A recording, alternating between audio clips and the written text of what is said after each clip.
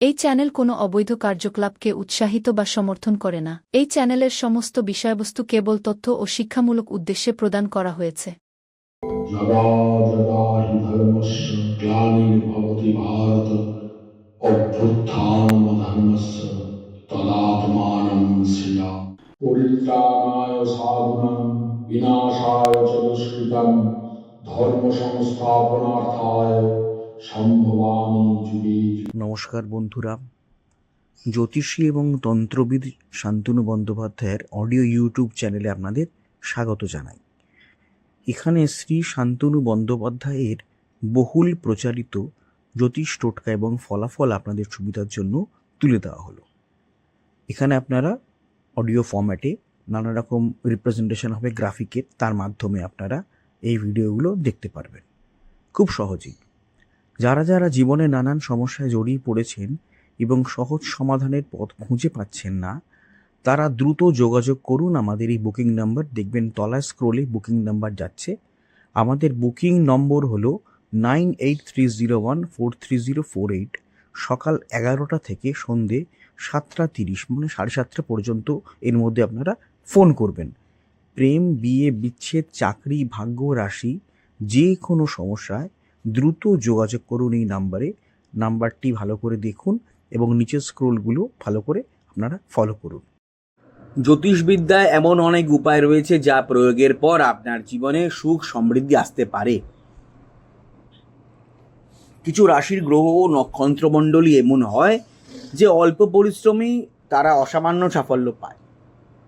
আবার কিছু মানুষ, অনেক মানুষ দিনরাত পরিশ্রম করেও জীবনে সাফল্য অর্জন করতে পারেন না। জ্যোতিষশাস্ত্রে উল্লেখিত কিছু উপায় আছে, তা অবলম্বন করলে একজন ব্যক্তি ইরেসপেক্টিভ অফ আপনার যার রাশি, অর্থাৎ যে রাশি হোক না কেন, যে কোনো জোডিয়াক সাইন তার থাকুক না কেন, তিনি জীবনে ডেভেলপ হতে পারেন বা তার জীবন ডেভেলপমেন্ট আসতে পারে। তো এই উপায়গুলি আজকে একটু আলোচনা করে নিই, ছোট ছোট সহজ উপায়। জ্যোতিষশাস্ত্র অনুসারে খাওয়া দাওয়া সবসময় পূর্ব দিকে মুখ করে করা উচিত। পূর্ব দিক, সূর্য যেদিকে উদিত হয় সেই দিকে মুখ করে আপনাদের খাদ্য গ্রহণ করা উচিত। বলা হয় যে এমন করলে জীবনে সুখ আসে এবং ধন ধান্যের কখনো আপনার কম হয় না। ওকে, ধনধান্য চিরকাল জীবনে বজায় থাকে, অর্থাৎ খাদ্য এবং সম্পদ সেই জাতক জাতিকাদের জীবনে অটুট থাকে যারা সবসময় পূর্ব দিকে দিশায় মুখ করে খাদ্য গ্রহণ করেন, যে খাবারই খান না কেন। অর্থাৎ ব্রেকফাস্ট থেকে শুরু করে ডিনার অবধি যে খাবারই আপনার গ্রহণ করবেন না কেন, পূর্ব দিকে মুখ করে খেলে খুব ভালো হয়। এছাড়া জুতো বা চপ্পল পরে কখনো খেতে নেই। খাওয়ার সময় কখনো জুতো চপ্পল পরে খেতে নেই, এতে অন্নপূর্ণা মায়ের অপমান করা হয়। হোটেলে বা রেস্টুরেন্টে খেতে গেলে, রাস্তাঘাটে খেতে গেলে আমরা জুতো চপ্পল পরেই খাই। বহু জায়গায় দাঁড়িয়ে দাঁড়িয়ে আমাদের খেতে হয়, চা খেতে হয়, বিস্কিট খেতে হয়। চেষ্টা করবেন যতটা সম্ভব বসে খাওয়ার সময় জুতোটা একটু সামান্য যদি খুলতে পারেন। যারা লেসেস দিয়ে জুতো পরেন, অর্থাৎ ফিতে দেওয়া জুতো, তাদের পক্ষে খুব মুশকিল। যারা সেই ধরনের জুতো পরেন না, তাদের একটু কষ্ট করলে জুতোটা একটু খুলে, পা দিয়ে চাপিয়ে জুতোটা খুলে খেলে খুব ভালো হয়। যারা চপ্পল পরেন তাদের জন্য বলছি, চা খান, বিস্কিট খান, যাই খান, খাবার খান, রোল খান, কোনো রেস্টুরেন্টে যান বা কোনো দোকানে গিয়ে কেক, বিস্কিট, নানা রকম ডেলিকেসিস যা পাওয়া যায় আজকাল, ফাস্টফুড যাই খান না কেন, চেষ্টা করবেন একটুগুলো বসে খেতে আর চপ্পলটা খুলে খেতে। এতে কিন্তু অনেকটা সুবিধা হয়। এর অদ্ভুত কাজ। এর অসুবিধা হবে ইনিশিয়ালি, মনে হবে যে কী হলো, খাবো এখন, জুতোটা কোথায় খুলবো, কীভাবে খুলবো, হাত লাগাবো কি না, সেগুলো আপনাদের উপর ডিপেন্ড করছে আপনারা কীভাবে এই কাজটি করবেন। কিন্তু বাস্তু বলছি যে জুতো পরে কখনোই খেতে নেই, কখনোই খেতে নেই। যে যাই আপনি খান না কেন, যে দিনের যে সময় আপনি খাদ্য গ্রহণ করুন না কেন, জুতো খুলে খেতে হয়। যতটা সম্ভব এই নিয়মটি পালন করলে কিন্তু অন্য বস্ত্রের সংস্থানের কোনো অসুবিধা আপনাদের সারা জীবনে আসবে না। এছাড়া পূজার ঘরে নিয়মিত পূজা পাঠ করে প্রদীপ জ্বালানো উচিত। এরকম করলে বাড়িতে দেবদেবীর আশীর্বাদ পাওয়া যায় এবং যাবতীয় সকল নেগেটিভ এনার্জি বাড়ি থেকে দূর হয়ে যায়। নিয়মিত পূজা পাঠ করে প্রদীপ জ্বালাবেন। প্রদীপ জ্বালানোর সময় সতর্কতা অবলম্বন করবেন। প্রদীপ শরীরের থেকে দূরে রাখবেন এবং সাবধানে জ্বালাবেন, যাতে আপনার জামা কাপড়ে কোনোভাবেই তার আগুনের আঁচ না এসে পড়ে। বাড়িতে তুলসী গাছ থাকলে প্রতিদিন সন্ধ্যায় এর পাশে ঘিয়ের প্রদীপ জ্বালান। অল্প করে ঘি দিন এবং সেই ঘি নিয়ে একটি মাটির প্রদীপ যদি তুলসী গাছের পাশে আপনারা জ্বালান, তাহলে পূর্বপুরুষের আশীর্বাদ পাওয়া যায় এবং বাড়িতে বাস্তুর অনেক উন্নতি ঘটে। বাড়িতে বাস্তুর উন্নতি ঘটা মানে কিন্তু ধীরে ধীরে আপনাদের জীবনে পজিটিভ এনার্জি প্রভাব বিস্তার করবে। এই পজিটিভ এনার্জি এরকমই, আপনাদের কিন্তু অনেক ক্ষেত্রে দেখবেন খুব কষ্টের কাজ, এই কাজও অল্প আয়াসে হয়ে যাচ্ছে। খুব কঠিন পরীক্ষা কিন্তু অল্প পড়াশোনা করলে বা মন দিয়ে পড়াশোনা একটু করলে কিন্তু সাফল্য পাচ্ছেন। বাস্তুর উন্নতি মানে আপনাদের জীবনে স্বাস্থ্য, আপনাদের জীবনে অর্থনৈতিক ভাগ্যের উন্নতি, এটা মাথায় রাখবেন। এছাড়া শুকনো ফুল ভাসিয়ে দেবেন।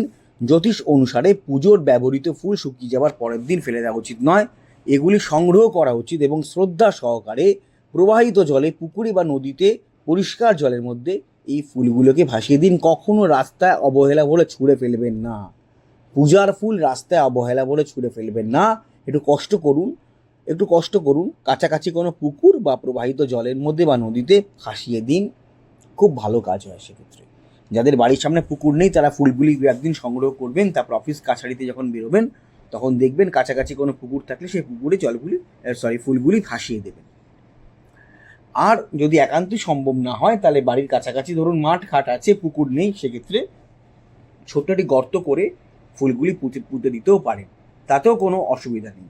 অনেক সময় দেখা যায় বাড়ির কাছাকাছি কোনো পুকুর নেই, এদিকে প্রতিদিন পুজো হচ্ছে, কী করবেন, সামান্য গর্ত করে ফুলগুলি সেই গর্তে চাপা দিয়ে রাখতে পারেন, তাতেও কিন্তু ভালো কাজ হয়, বাস্তুর উন্নতি হয়। এছাড়া পূজার ঘরে কখনোই স্নান না করে ঢুকবেন না।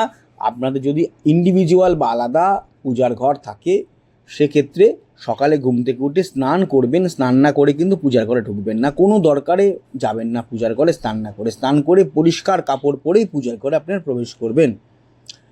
বাস্তুশাস্ত্র বলছে, জ্যোতিষশাস্ত্র বলছে, ঘুম থেকে ওঠার পর সম্পূর্ণ স্নান করে পরিষ্কার বস্ত্র পরিধান করে কোনো মূর্তি বা ঈশ্বরের মূর্তি স্পর্শ করা উচিত। স্নান না করে পুজোর ঘরে যাওয়া অশুভ প্রভাব ফেলে এবং সেই বাড়িতে দেবী লক্ষ্মী থাকেন না। তাহলে বুঝতে পারছেন, খুব সহজ কাজ। এই কাজগুলি কিন্তু মেনটেন করলে আপনারা সাফল্য পাবেন। আর উত্তর পূর্ব কোণে কেউ একটি কাজ করতে হবে। জ্যোতিষশাস্ত্র অনুসারে বাড়ির উত্তর পূর্ব কোণ অত্যন্ত শুভ। নেগেটিভ এনার্জিও এই দিকে দ্রুত প্রবেশ করে, কিন্তু এই কারণেই নেগেটিভ এনার্জি চায় এই কোণটিকে বিনষ্ট করতে, তাই এই কোণ দিয়ে কিন্তু নেগেটিভ এনার্জি প্রবেশ করে। তাই এই দিকে নিয়মিত গঙ্গার জল ছিটিয়ে দিন। বাড়ির উত্তর পূর্ব কোণে নিয়মিত গঙ্গার জল ছিটিয়ে দিন, খুব ভালো কাজ এটা।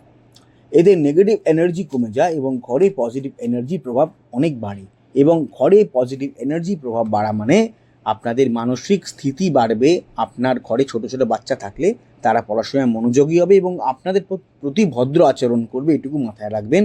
সেক্ষেত্রে কিন্তু বাড়ির উত্তর পূর্ব কোণটাকে পরিষ্কার রাখবেন এবং নিয়মিত মা গঙ্গার জল এদিকে ছিটিয়ে রাখবেন। এই কয়েকটি কাজ করলে আপনাদের অত্যন্ত শুভ ফল প্রাপ্ত হবে। আচ্ছা, একটা কথা আপনাদের বলি, সেটা হচ্ছে অডিও ট্র্যাক। আপনারা হয়তো আমার ভিডিওটা চালালেন এবং দেখলেন যে প্রথম থেকে সেটা ইংলিশে হচ্ছে।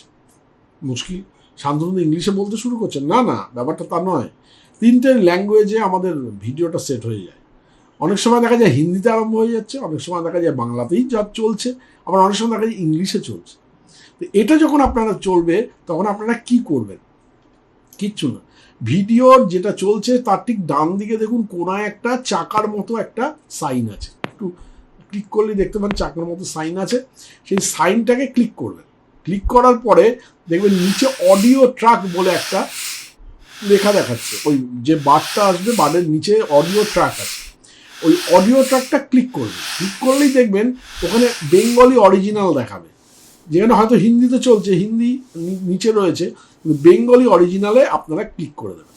যদি বেঙ্গলি অরিজিনালে ক্লিক করে দেন তাহলে কিন্তু আপনারা বাংলাতেই আবার আমার কথাটা শুনতে শুরু করবেন। হ্যাঁ, সুতরাং চিন্তা করার কোনো কিছু নেই। এই যে আমি স্ক্রিনে দেখিয়ে দিলাম, এইভাবে আপনারা অডিও ট্র্যাকটাকে জাস্ট চেঞ্জ করে নেবেন। হ্যাঁ, অডিও ট্র্যাকটা চেঞ্জ করলে আপনারা আবার পুনরায় আপনারা বাংলায় বা ইংলিশে বা হিন্দি থেকে আপনারা বাংলায় ফিরে আসতে পারবেন। যাই হোক।